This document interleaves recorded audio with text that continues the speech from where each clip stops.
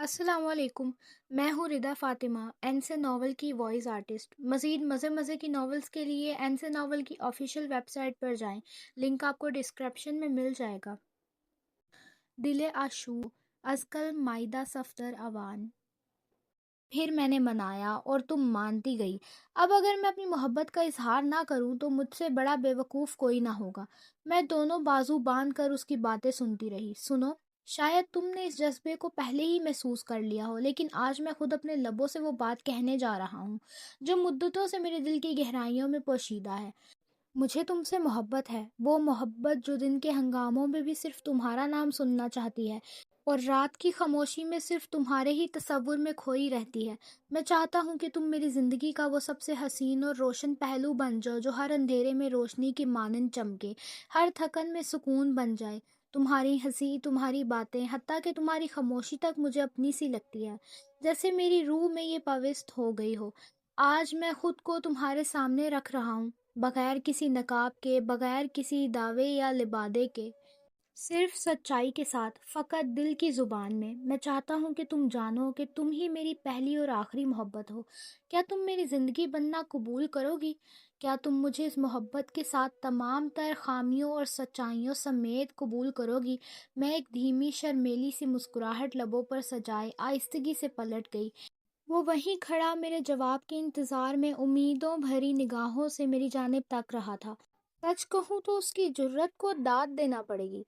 کاش کاش مجھ میں بھی اتنی ہمت ہوتی کہ میں بھی یوں بے باکی سے اپنی محبت کا اعتراف کر پاتی، بن جھجک، بن ڈر کے۔ مگر میرے پاس الفاظ نہیں تھے، جذبات تھے مگر زبان گونگی ہو گئی تھی۔ میں بغیر کچھ کہے چپ چاپ پلٹ گئی، ہولے ہولے قدم بڑھاتی ہوئی اس راہ پر چلنے لگی جہاں میرا دل ہلکا ہوتا جاتا تھا اور ذہن بھاری۔ بارش اب تھم چکی تھی، لیکن اس کی جگہ تیز ہوا نے لے لی تھی جو اب اپنی شرارتوں سے فضا میں جادو بکھیرنے لگی تھی۔ ارے او میری کیٹرینا، میری عالیہ، میری انوشکا، یوں مت جاؤ، کم از کم کوئی جواب تو دیتی جاؤ۔ اس کی آواز ہوا میں تیرتی ہوئی میرے پیچھے آتی رہی۔ ارے ادھر تو دیکھو۔ میں نے بنا پیچھے دیکھے اپنے قدموں کی رفتار تیز کر دی، پھر باقاعدہ دوڑنے لگی۔ اس سے پہلے کہ اس کی کوئی اور بے تکی بات میرے کانوں تک پہنچے، میں وہاں سے جھپک کر نکل گئی۔ گھر پہنچی تو سانس دھونکنے کی طرح چل رہی تھی، جسم پر جیسے سکت باقی نہ رہی ہو۔ چکر سا محسوس ہوا تو پاس رکھی کرسی پر لڑکھڑا کر بیٹھ گئی۔ بے اختیار سی کیفیت طاری ہو چکی تھی، جیسے ہوش و حواس لمحے بھر کو میرا ساتھ چھوڑ چکے ہوں۔ سامنے بیٹھا ہوا وہ شخص میری حالت دیکھ کر فوراً متوجہ ہوا، کرسی گھسیٹ کر میرے قریب آ بیٹھا۔ تم ٹھیک ہو؟ اس نے نرمی اور پریشانی سے پوچھا۔ وہ سمر تھا۔ ہاں ہاں میں ٹھیک ہوں۔ میں ابھی بھی لمبے لمبے سانس لے رہی تھی، جیسے جان میں جان آ رہی ہو۔ تم بھاگ کر آئی ہو کیا؟ اور یہ حالت، کہیں گلی کے کتے تو پیچھے نہیں لگ گئے؟ نہیں، ایک ہی کافی تھا، میں ہنستے ہوئے بولی۔ کیا مطلب؟ وہ میری بات کا مفہوم سمجھ نہ سکا۔ کچھ نہیں، میں مسکرا کر بولی۔ میں کمرے میں جا رہی ہوں، شام کو ملاقات ہوگی۔ میں اٹھ کھڑی ہوئی اور تھوڑا لنگڑاتے ہوئے اندر کی طرف چل دی۔ وہ کندھے اچکا کر پھر اپنے کام میں مگن ہو گیا۔ میں کمرے میں آئی تو ہونٹوں پر ایک عجیب سی مسکراہٹ رقصاں تھی جو کافی دیر تک میرا تعاقب کرتی رہی۔ پاگل، میں نے سر جھٹکتے ہوئے خود سے کہا اور کپڑے بدلنے کے لیے واش روم کا رخ کیا۔ کچھ دیر بعد جب میں واپس آئی تو رفیہ بیڈ پر چونکڑی مارے بیٹھی تھی، ایک بازو کی کوہنی اپنے گھٹنے پر ٹکائے۔ اس کی نظریں واش روم کے دروازے پر جمی ہوئی تھیں، گویا وہ میرے باہر آنے کا ہی انتظار کر رہی ہو۔ تم کب آئی؟ میں نے تھوڑا ہڑبڑا کر پوچھا۔ بس تھوڑی دیر ہوئی ہے۔ وہ اچھل کر میرے قریب آ گئی۔ باجی بتائیں نا کیا ہوا؟ وہ شرارت بھری نگاہوں سے پوچھنے لگی۔ میں اسے اپنے ساتھ بیڈ پر لے آئی، دونوں ایک دوسرے کے قریب ہو کر بیٹھ گئیں۔ بتائیں بھی باجی، آخر اتنی خوشی کی وجہ کیا ہے؟ رفیہ نے تجسس بھری نظروں سے پوچھا۔ اس نے مجھے، میں کچھ جھجکنے لگی۔ کیا؟ رفیہ نے بے قراری سے پوچھا۔ رفیہ، حذیفہ نے مجھے پرپوز کیا ہے۔ اس نے کہا کہ وہ مجھ سے محبت کرتا ہے۔ میں نے آہستگی اور اطمینان سے اسے پوری بات بتا دی۔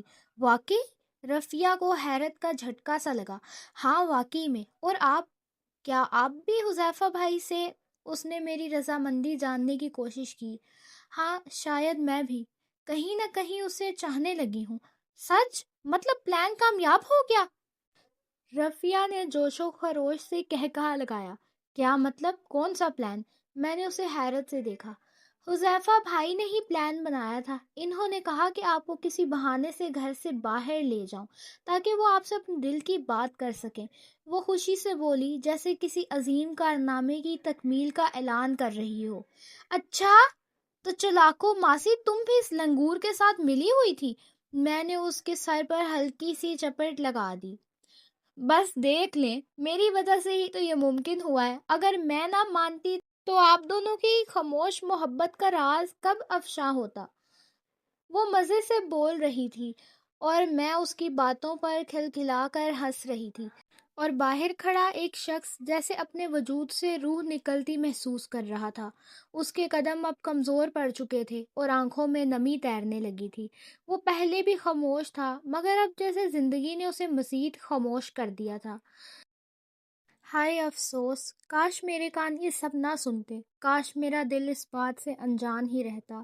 ہائے افسوس، صد افسوس۔ سمر کا دل چاہا کہ وہ اپنا ہاتھ دیوار پر دے مارے، زور سے، اتنا کہ کوئی زخم رہ جائے، کوئی درد جو اندر کے سناٹے سے توجہ ہٹا سکے، مگر اس کا جسم تو اب بے جان ہو چکا تھا۔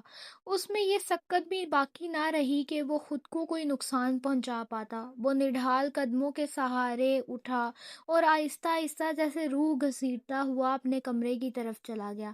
اندر داخل ہوتے ہی بستر کے قریب زمین پر گرا، سر ٹکا کر بیٹھ گیا۔ کہتے ہیں ہر چیز کی ایک انتہا ہوتی ہے، تو پھر یہ محبت کسی کے لیے بے انتہا کیوں ہوتی ہے؟ اب اس کی آنکھوں سے باقاعدہ آنسو جھلکنے لگے تھے جو اس کی قمیض میں جذب ہو رہے تھے۔ وہ بس یہی چاہتا تھا، کاش وہ آ جائے چپکے سے، بس اتنا کہہ دے، مجھے تم سے ہی محبت ہے سمر۔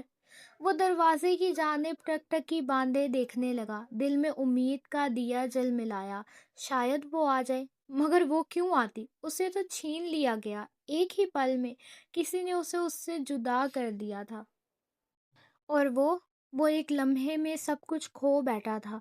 تیرے بغیر میری دنیا سنسان ہو گئی، پر تو میرے حالات سے انجان ہو گئی۔ باہر بارش زور و شور سے برس رہی تھی اور اندر ایک وجود دبدبی سسکیوں کے ساتھ آنسو بہا رہا تھا۔ وہ کچھ پل یوں ہی نڈھال بیٹھا رہا جیسے خود سے ہار چکا ہو، اور پھر اسی حال میں اس نے اپنی آنکھیں موند لی۔ صبح کے وقت میں 2-3 بار سمر کے کمرے کا دروازہ کھٹکھٹا چکی تھی، مگر اندر سے کوئی آہٹ تک نہ آئی۔ مجھے حیرت ہوئی، پہلے تو وہ کبھی اتنی دیر تک نہیں سوتا تھا۔ آخر کار میں خود ہی ناشتے کی میز تک آ گئی۔ خالہ نے جب سمر کے متعلق پوچھا تو میں نے کہا وہ سو رہا ہے۔ خالہ بھی چونکی، جیسے بات ان کے لیے بھی غیر معمولی ہو۔ اس بار خالہ خود اس کے کمرے تک گئیں۔ سمر نے دروازہ کھولا، بال بکھرے ہوئے تھے، آنکھوں کے کناروں پر آنسوؤں کی خشک لکیر سی ابری ہوئی، چہرے پر تھکن کی ایک گہری تہ۔ سمر دروازہ کھول کر فوراً پلٹ کر اپنے بستر پر بیٹھ گیا۔ سمر، کیا ہوا ہے؟ یہ کیا حالت بنا رکھی ہے تم نے؟ تمہیں پتہ ہے ناشتے کا وقت ہو چکا ہے۔ خالہ نے اس کی بکھری حالت کو دیکھ کر ناراضی سے پوچھا۔ امی، میرا دل نہیں ہے ناشتے کا۔ برائے مہربانی مجھے ڈسٹرب مت کریں، سمر نے بیزاری سے جواب دیا۔ ہاں لیکن ہوا کیا ہے؟ طبیعت تو ٹھیک ہے نا؟ خالہ نے پریشانی سے اس کا ماتھا چھوا۔ تمہیں تو بخار ہے، اللہ خیر کرے۔ خالہ کو یکا یک تشویش نے گھیر لیا۔ میرا بچہ، ناشتہ کر لو، پھر ہسپتال چلتے ہیں۔ خالہ نے اس کے بالوں میں ہاتھ پھیرتے ہوئے نرمی سے کہا۔ نہیں امی، ابھی مجھے بھوک نہیں ہے۔ ایسا کیسے ہو سکتا ہے؟ بخار ہے، کہیں اور نہ بڑھ جائے بخار۔ چلو شاباش میرا بچہ، اٹھو، آؤ ناشتہ کرو، پھر دوا لے لینا۔ یہ کہتے ہوئے خالہ کمرے سے چلی گئیں، البتہ میں وہیں دروازے کے قریب کھڑی اسے یوں بیٹھے ہوئے دیکھتی رہی۔ اچانک اس نے سر اٹھا کر میری جانب دیکھا تو میں نظریں چراتی ہوئی باہر نکل آئی۔ مجھے کیا معلوم تھا کہ ایک رات میں سمر کی یہ حالت ہو جائے گی۔ وہ پہلے سے کہیں زیادہ کمزور لگ رہا تھا، جیسے دل کی زمین بنجر ہو چکی ہو۔ پہلے کی طرح اس نے باتیں کرنا چھوڑ دی تھیں۔ کچھ دنوں سے وہ اسٹڈی بھی نہیں جا رہا تھا۔ شام کو جب میں اسے چائے کے لیے بلانے اس کے کمرے میں گئی تو کمرے میں مکمل اندھیرا تھا، کھڑکیاں بند تھیں، نہ باہر سے کوئی روشنی اندر آ رہی تھی، نہ ہی اس نے کوئی لائٹ جلا رکھی تھی۔ میں سوئچ بورڈ ڈھونڈنے لگی تاکہ لائٹ جلا سکوں، کہ اچانک میرا پاؤں وہیں رکھے صوفے کے پائے سے ٹکرا گیا۔ درد کی تیز لہر اٹھی، میری انگلی کا ناخن چٹک گیا اور انگلی زخمی ہو گئی۔ میں کرا اٹھی، میری آواز سن کر سمر جاگ گیا۔ کون ہے؟ سمر نے گھبرا کر پوچھا۔ میں ہوں سمر، روشنا۔ وہ اٹھا اور لائٹ آن کی۔ یہ کیسے ہوا؟ وہ میرے زخم کو دیکھ کر چونکا۔ اندھیرا تھا، نظر نہیں آیا، میں نے تکلیف میں کہا۔ اچھا رکو۔ وہ اٹھا اور دراز سے فرسٹ ایڈ باکس نکالا۔ اس میں سے پولی فیکس نکال کر میری زخمی انگلی پر لگایا، پھر اٹھ کر فرسٹ ایڈ باکس کو واپس اس کی جگہ پر رکھایا۔ چائے کے لیے بلانے آئی تھی تمہیں، آؤ ساتھ بیٹھ کر پی لیتے ہیں۔ نہیں، میرا موڈ نہیں ہے، تم لوگ پی لو، وہ کہتے ہوئے دوبارہ اپنے بستر پر لیٹ گیا۔ کیا ہوا ہے تمہیں اچانک؟ کل تک تو سب ٹھیک تھا، میں نے اس کی حالت دیکھ کر پریشانی سے پوچھا۔ لائٹ آف کر دو، جب میری طبیعت ٹھیک ہوگی تو خود آ جاؤں گا باہر، پلیز تم بار بار میرے کمرے میں مت آنا۔ اس کا یہ لہجہ میرے لیے بالکل نیا اور اجنبی تھا، میں کچھ نہ سمجھ پائی۔ وہ مجھ سے اس طرح سے بات کیوں کر رہا تھا؟ پہلے تو اس نے کبھی مجھے آنے سے نہیں روکا تھا، تو اب کیوں؟ ٹھیک ہے، نہیں آؤں گی اب۔ میں خاموشی سے پلٹی اور کمرے سے نکل آئی۔ کچھ ٹوٹ کر بکھرا تھا میرے اندر، شاید دل۔ میں لان میں آ گئی، وہاں خالہ اور رفیہ بیٹھی تھی۔ کیا ہوا؟ خالہ نے مجھے تنہا آتے دیکھ کر فوراً پوچھا۔ جی وہ سو رہا ہے، طبیعت ٹھیک ہوگی تو خود آ جائے گا، میں کہتی ہوئی ان کے پاس بیٹھ گئی، مگر اب میرے دل سے بھی چائے کی طلب رخصت ہو چکی تھی۔ بس دو چار گھونٹ لیے اور چپ چاپ واپس اپنے کمرے کی طرف لوٹ آئی۔ اچانک میرے موبائل پر ایک اجنبی نمبر سے کال موصول ہوئی۔ پہلے پہل تو میں نے کال منقطع کر دی، مگر جب دوبارہ کال آئی تو مجھے مجبوراً اٹھانا پڑی۔ السلام علیکم۔ دوسری طرف سے وہ آواز سنائی دی جو میں بخوبی پہچان سکتی تھی، لیکن ظاہر ہے تھوڑی سی اداکاری بھی تو ضروری تھی۔ وعلیکم السلام، جی کون؟ میں نے ایک آنکھ دبا کر شرارت بھرے انداز میں جواب دیا۔ محترمہ، بڑی جلدی بھول گئی ہیں آپ مجھے۔ وہ بھی خاصا چلاک تھا، فوراً اندازہ لگا چکا تھا کہ میں محض مذاق کر رہی ہوں۔ میرا نمبر تمہارے پاس کیسے آیا؟ میں نے شک بھرے انداز میں دریافت کیا۔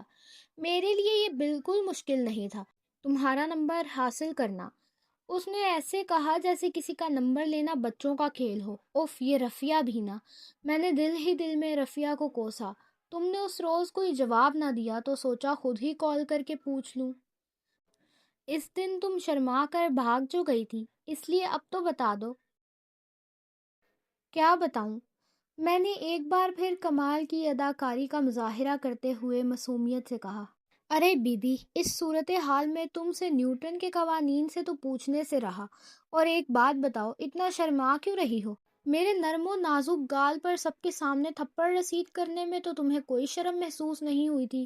ناراض تو مجھے ہونا چاہیے تھا اور منانے کی ذمہ داری تم پر عائد ہوتی تھی۔ خیر، کیا فرق پڑتا ہے؟ اب تو یہ بتا دو کہ ماں جی کو کب بھیجوں تمہارے گھر؟ وہ نہایت ہی دل جلے انداز میں گویا ہوا۔ بتا دوں گی بعد میں، فی الحال یہ میری خالہ کا گھر ہے اور میرے والدین اسلام آباد میں مقیم ہیں، اس لیے پہلے مجھے ان سے مشورہ کرنا ہوگا، پھر ہی کوئی جواب دے سکوں گی۔ میں نے کچھ توقیف کے بعد سنجیدگی سے کہا۔ یعنی کہ انتظار کی گھڑیاں مزید طویل ہو گئیں؟ اس نے ایک ہاتھ سر کے پیچھے رکھ کر بیزاری سے آہ بھری۔ جی بالکل، اور بار بار مجھے کال نہ کرنا، اللہ حافظ۔ یہ کہتے ہوئے میں نے کال منقطع کر دی اور موبائل ایک طرف رکھ دیا۔ اچانک میرے ذہن میں سمر کا خیال آیا۔ اس کا بدلا ہوا رویہ، وہ سرد مہری، سب کچھ میری فکر مندی میں اضافہ کر رہا تھا۔ آنے والے مہینے میں مجھے واپس جانا تھا اور میں چاہتی تھی کہ اس محدود وقت میں سمر اور رفیہ کے ساتھ کھیل کر لطف اندوز ہو سکوں، کیونکہ واپسی کے بعد ایک بار پھر اماں کے وہی پرانے طعنے میرے منتظر تھے۔ میں دبے پاؤں سمر کے کمرے کی دروازے تک پہنچی، مگر اندر داخل ہونے کی ہمت نہ کر سکی۔ ڈر تھا کہ کہیں میرا یوں ہی آ جانا اسے مزید خفا نہ کر دے۔ چند لمحے تذبذب میں گزرنے کے بعد میں نے رفیہ سے کہا، سنو، سمر کو باہر بلا لو، مل کر لوڈو کھیلتے ہیں۔ رفیہ خوشی خوشی گئی، مگر تھوڑی دیر بعد مایوس لوٹی۔ بھائی نے کمرہ بند کر رکھا ہے اور کوئی آواز بھی نہیں آ رہی۔ اس کے چہرے پر مایوسی اور پریشانی کے ملے جلے تاثر تھے۔ تو میرے پاس ایک منصوبہ ہے۔ میں نے شرارت سے اپنی شہادت کی انگلی کنپٹی پر رکھتے ہوئے کہا، سمر کی من پسند کچوریاں۔ اچانک میرے ذہن میں ایک خیال بجلی کی مانند کودا۔ آلو اور قیمے کی کچوریاں سمر کو بے حد پسند تھیں۔ ہم دونوں نے فوراً باورچی خانے کا رخ کیا۔ سب سے پہلے ہم نے میدا گوندا، میں نے آلو کا مسالہ تیار کیا اور رفیہ نے فریج سے قیمہ نکال کر رکھ لیا۔ پھر اس نے مہارت سے میدے کی چھوٹی چھوٹی گول گول روٹیاں بیلیں۔ اللہ حافظ، آپ سے ملتی ہوں کسی اور ایپیسوڈ میں۔ اپنا خیال رکھیے گا۔ آگے کے پارٹ کے لیے این سے ناول کو سبسکرائب کریں اور انتظار کریں۔